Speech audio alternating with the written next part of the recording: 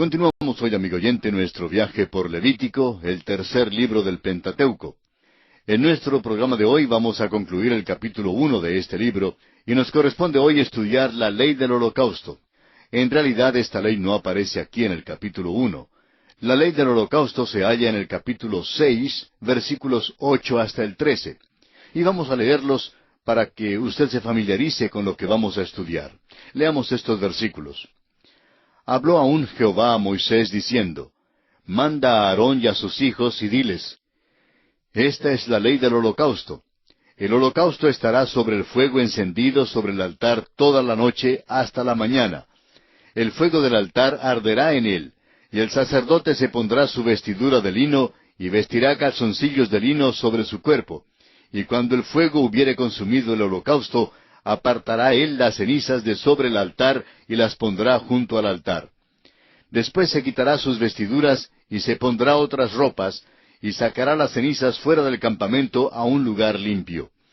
Y el fuego encendido sobre el altar no se apagará, sino que el sacerdote pondrá en él leña cada mañana, y acomodará el holocausto sobre él, y quemará sobre él las grosuras de los sacrificios de paz. El fuego arderá continuamente en el altar, no se apagará. Las ofrendas por la mañana y por la noche eran un holocausto ofrecido por Aarón y los sacerdotes por la nación de Dios. Era llamado el holocausto continuo. Y así también ahora, Cristo en consagración siempre vive para interceder por nosotros. Esto es expresado en forma sumamente bella en una antigua orden para la visitación a los enfermos, atribuida a Anselmo de Canterbury. Allí está escrito lo siguiente: El ministro dirá al enfermo, ¿crees que no puede ser salvo sino mediante la muerte de Cristo? El enfermo responderá que sí. Luego dígase a él, anda pues, y mientras tu alma mora en ti, pon tu confianza en esta muerte solamente. No pongas tu confianza en ninguna otra cosa. Entrégate totalmente a esta muerte, cúbrete totalmente solo con ella. Y si Dios te juzga, di, Señor, pongo la muerte de nuestro Señor Jesucristo entre mí y tu juicio. De otro modo, no contenderé ni entraré contigo en el juicio. Y si te dijere que tú eres pecador, di, pongo la muerte de nuestro Señor Jesucristo entre mí y mis pecados. Si Él te dijere que tú has merecido la condenación, di, Señor, pongo la muerte de nuestro Señor Jesucristo entre ti y todos mis pecados, y ofrezco los méritos de Él en lugar de los míos, méritos que debiera tener, pero que no tengo en mí. Y cualquiera de nosotros que pueda así hablar a Él, la promesa habla desde la sombra de la tienda de reunión. Este Cristo, el Cordero de Dios, el verdadero holocausto, será aceptado por ti para hacer expiación por ti. Hasta aquí la orden de la visitación atribuida a Anselmo de Canterbury. Esta es la ley del holocausto. Dios queda satisfecho con Jesús y Él nos ve a nosotros en Cristo Jesús. Él está satisfecho, pues, con nosotros.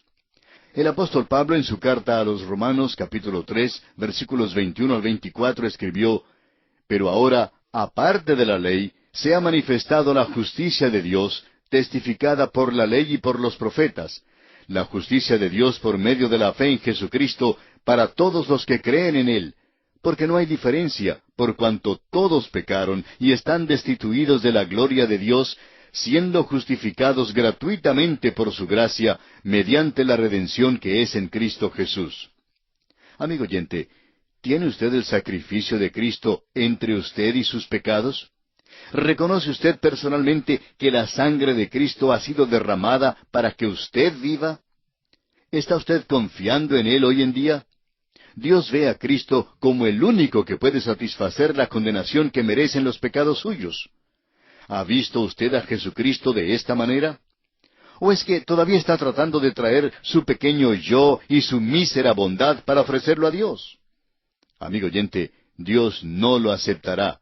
Solo acepta lo que Cristo ya ha hecho por usted. Y si usted confía en Cristo, Dios cuenta la justicia de Cristo como justicia suya. Por eso le exhortamos a que usted confíe en Él ahora mismo y viva así para siempre. Y aquí concluye nuestro estudio del capítulo 1 del libro de Levítico, y entramos ahora en el capítulo 2. En este capítulo estudiaremos la ofrenda del alimento. Las ofrendas hablan de la persona y de la obra de Cristo. El holocausto era un cuadro a fondo de Cristo en su muerte. En cambio, la ofrenda del alimento revela la humanidad de Jesús en toda su perfección y amabilidad. Al leer acerca de esta ofrenda, verá usted que se lee exactamente como una receta de pan. Y eso es exactamente lo que es. Es realmente una ofrenda de alimento. Puesto que no hay derramamiento de sangre, esta ofrenda era diferente de las otras. Sin embargo, generalmente era ofrecida con otra ofrenda en la que había derramamiento de sangre.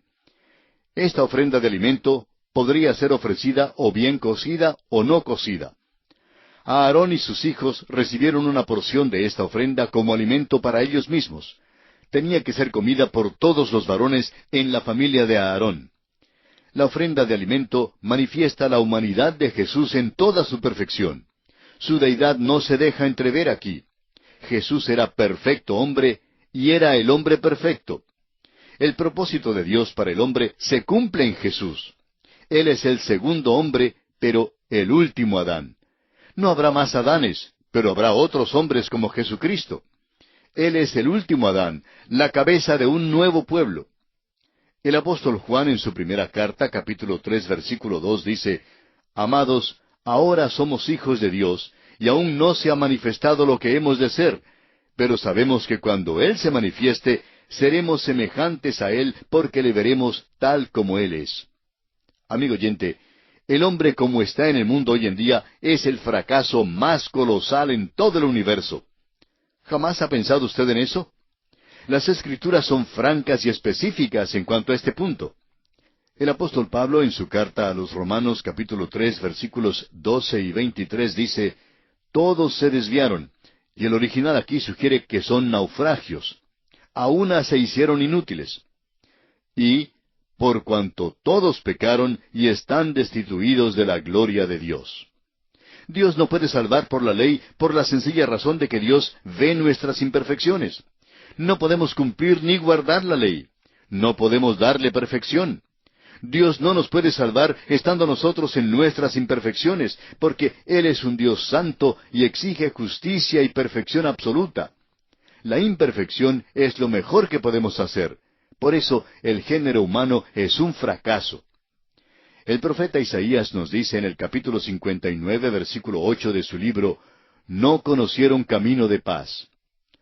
Un informe de Rockefeller salió hace unos años que declaraba que el hombre es una criatura bélica. En los terrenos de nuestras universidades hay quienes protestan en cuanto a las guerras, pero que al mismo tiempo luchan y crean alborotos en los terrenos universitarios. Ahora, ¿por qué esto? Porque está en el mismo corazón del hombre. Es algo casi risible oír de las manifestaciones de paz que terminan precisamente en alborotos. Y al mismo tiempo, y con una energía ardorosa, el hombre trata de perfeccionar los instrumentos diabólicos de terrible destrucción. Con toda certeza, amigo oyente, este no es el propósito para el que fue creado el hombre. Dios tiene otro propósito en mira para el hombre, y si usted desea ver lo que piensa, mire entonces a Jesús. Aquí está el hombre que agradó a Dios. Hubo una gloria en su naturaleza humana. La amabilidad de Jesús era en verdad un perfume fragante.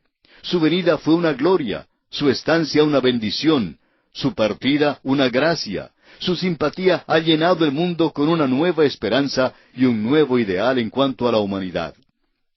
Hay dos aspectos importantes en cuanto a esta ofrenda del alimento: los ingredientes que se agregan y los ingredientes que no se agregan. Veamos ligeramente el bosquejo de este capítulo 2 de Levítico. Como dijimos ya, el tema central de este capítulo es la ofrenda del alimento, es decir, la amabilidad de Cristo. Y consideraremos 4 aspectos principales. Primero, la ofrenda del alimento mezclada, pero no cocida, en los versículos 1 al 3. En segundo lugar, la ofrenda del alimento mezclada y cocida, en los versículos 4 al 13. En tercer lugar, las primicias de las espigas verdes rociadas con aceite e incienso, en los versículos 14 al 16. Y en último lugar, la ley de la ofrenda del alimento. Y para ello tendremos que volver una vez más al capítulo 6 de Levítico, los versículos 14 al 23. El primer aspecto es, pues, la ofrenda del alimento mezclada, pero no cocida. Leamos el versículo 1 de este capítulo 2 de Levítico. Cuando alguna persona ofreciere oblación a Jehová, su ofrenda será flor de harina, sobre la cual echará aceite y pondrá sobre ella incienso. La ofrenda debía ser hecha de flor de harina, y la harina fina en aquel día era cosa rara. No tenían los grandes molinos como los tenemos hoy en día, diseminados por todas partes. Tenían que moler el grano a mano en un tipo de tazón de piedra, friccionando una piedra contra otra para triturar el grano. Muchas veces quedaba muy gruesa y desigual si el molinero se descuidaba o si estaba apurado. Si la harina tenía que ser fina, tenían entonces que pasar muchísimo tiempo moliéndola. Ahora bien, esta ofrenda tenía que ser de harina muy fina, o sea, de harina bien molida. Esto nos presenta al Señor Jesús en su personalidad humana.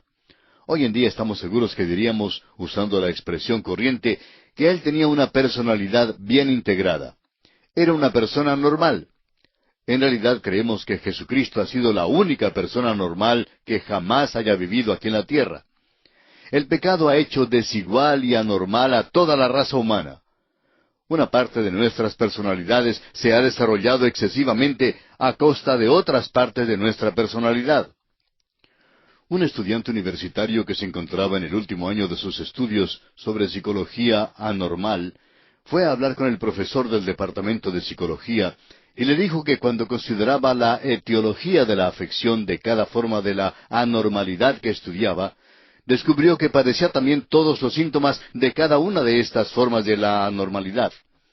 El profesor se echó a reír y le dijo, «Yo me preguntaba cuándo vendrías a verme.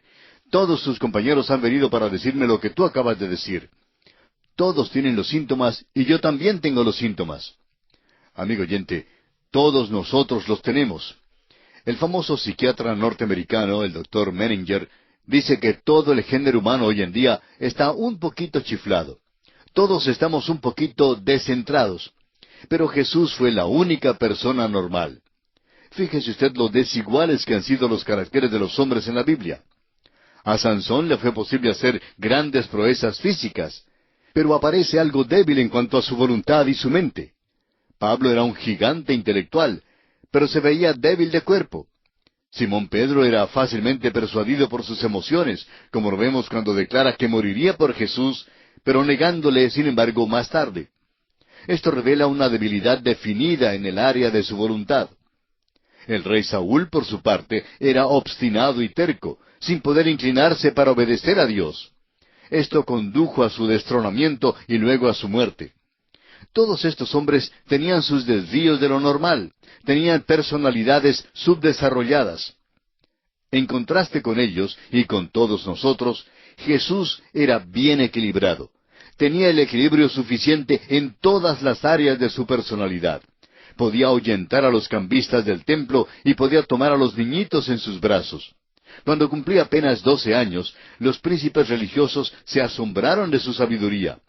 Cuando empezó a enseñar, el pueblo quedó asombrado diciendo, «¿Cómo sabe éste letras sin haber estudiado?», como lo registra el Evangelio de Juan, capítulo 7, versículo 15. Sin embargo, el Señor Jesús nunca apeló a su propio intelecto como base para cualquier juicio. ¿No ha notado usted que esto nunca fue el criterio para su conducta? Él vino para hacer la voluntad de su Padre, y este fue el único motivo de sus acciones. Jesús podía llorar al lado de la tumba de Lázaro o sobre la ciudad indiferente de Jerusalén, y a la vez levantar a Lázaro de los muertos y pronunciar un juicio severo sobre Jerusalén, juicio que se cumplió literalmente. No se entregó a sus emociones ni fue guiado por ellas. Nunca fue obstinado. Sin embargo, nada podía impedirle ir a Jerusalén para morir. En todo tiempo, él podía orar diciendo, como lo registra el evangelista Mateo en el capítulo 26 y versículo 39, «Pero no sea como yo quiero, sino como tú». En el Evangelio según San Juan, capítulo 6, versículo 38, encontramos sus palabras, «Porque he descendido del cielo no para hacer mi voluntad, sino la voluntad del que me envió». Su propia naturaleza volitiva no era su guía de sus acciones. La naturaleza de Jesús era equiparada e integrada en todos sus aspectos. mientras que nuestra personalidad es desigual, débil y anormal en muchos aspectos. Volviendo ahora al versículo 1 del capítulo 2 de Levítico, leemos, sobre la cual echará aceite. El aceite de oliva es un símbolo del Espíritu Santo.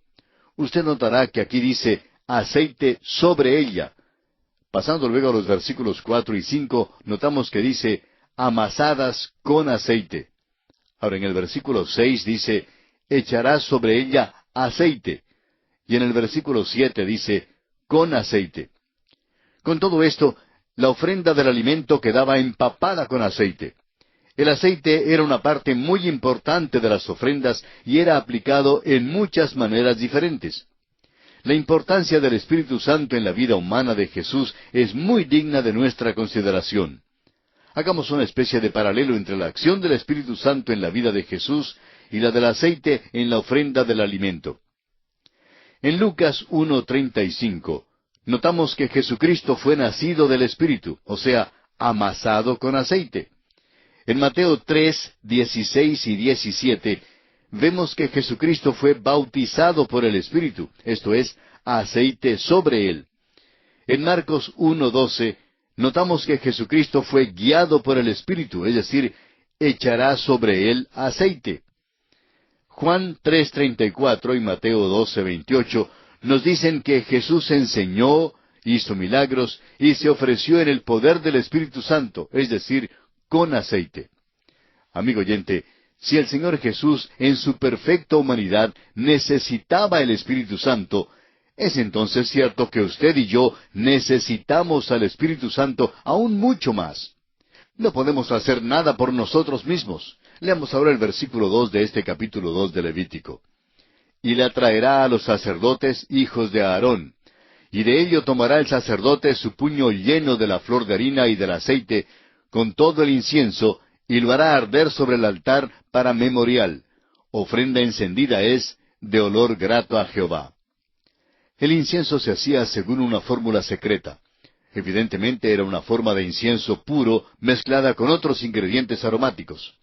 Era preparado con ciertas partes de algunas plantas o árboles, quizá con la cáscara u hojas. El incienso exudaba su fragancia sólo cuando era mojado, molido, quemado o puesto bajo presión. Y esto habla de la vida del Señor Jesús, cómo Él manifestó la fragancia de su vida bajo los fuegos de la tensión, las presiones y la persecución. Esto es lo que su Padre vio en Él, y por eso dijo que tenía complacencia en Él. Había una fragancia especial en su vida, y debe haber una fragancia también en nuestras vidas, puesto que pertenecemos a Él. Leamos ahora el versículo 3 de este capítulo 2 de Levítico. Y lo que resta de la ofrenda será de Aarón y de sus hijos. Es cosa santísima de las ofrendas que se queman para Jehová. Los sacerdotes recibían una porción de la ofrenda del alimento. Debían recibir un porcentaje de cada ofrenda.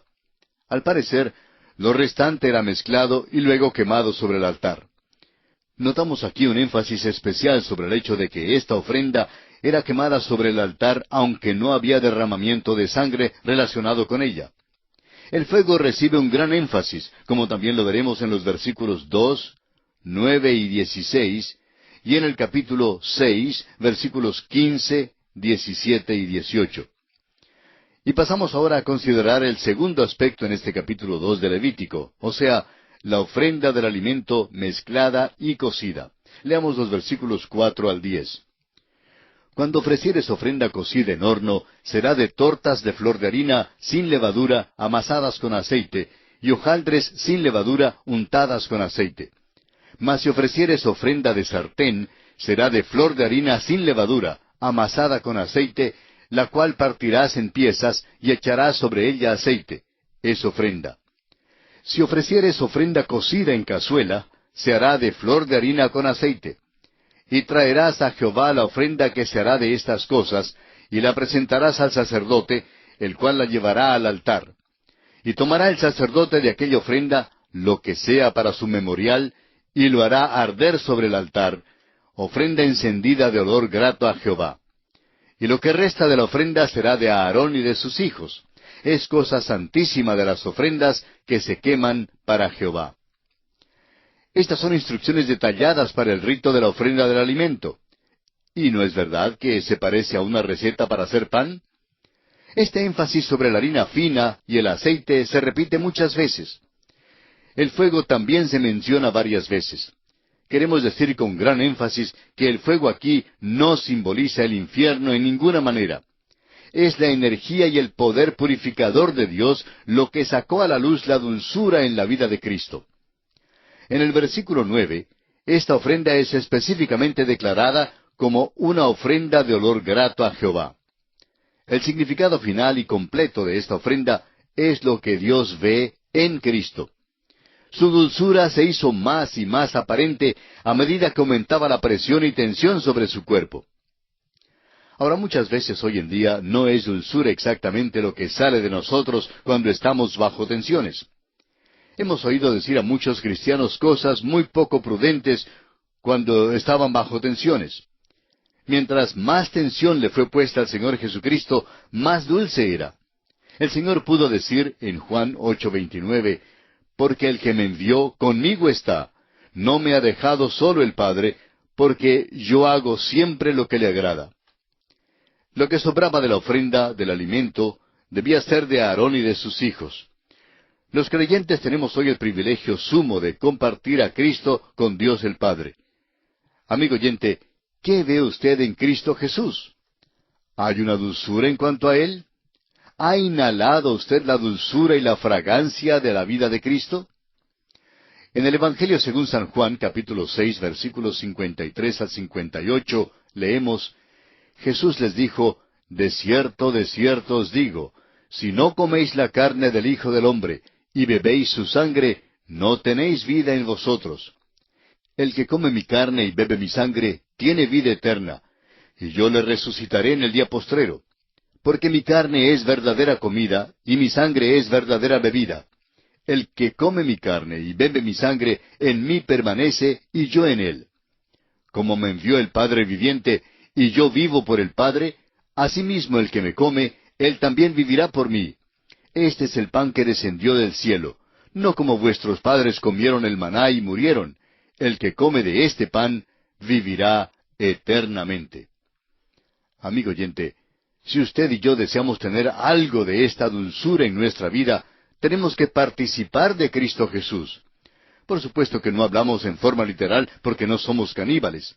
Comemos de Él, amigo oyente, por la fe y nos apropiamos de sus cualidades para nuestras vidas. Al comer de Él, la dulzura de su vida debe penetrar nuestras vidas.